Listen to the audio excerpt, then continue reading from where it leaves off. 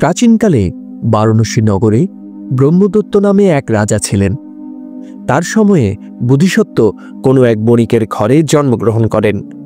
বড় হয়ে বোধিসত্ত্ব বাণিজ্য করতে লাগলেন। তার 500 গরুর গাড়ি ছিল।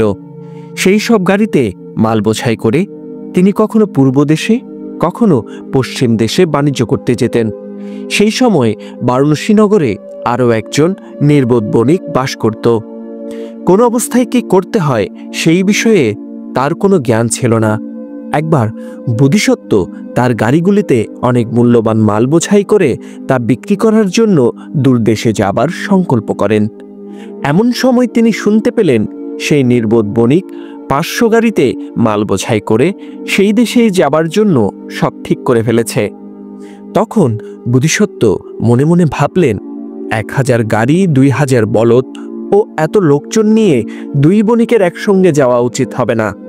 1000 গাড়ির চাকার ঘর্ষণে রাস্তা ভেঙে চলে যাবে। এত সব মানুষ ও পশুর খাদ্য ও পানীয়ের অসুবিধে হবে। তাই তিনি সেই নির্বোধ বণিককে ডেকে সব কথা বুঝিয়ে বললেন। তিনি বললেন, এখন ভেবে দেখো, তুমি আগে যাবে না পরে যাবে?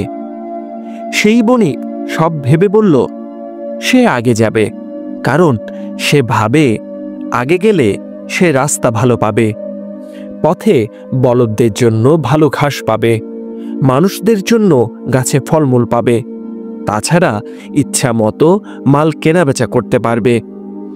সেই বণিককে আগে রওনা হতে বলে বোধিসত্ত্ব ভাবলেন, আমাদের পরে যাওয়াই ভালো।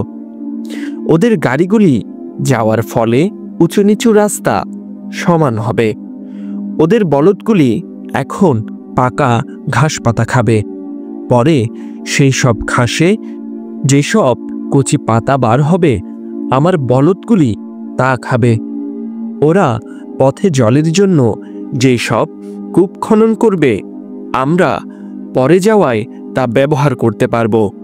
তাছাড়া ওই বণিক মাল কেনাবেচার যে দাম ঠিক করবে পরে আমি সেই দামেই কেনাবেচা করতে পারব। আমাকে আর দরাদরি করতে হবে না কষ্ট করে।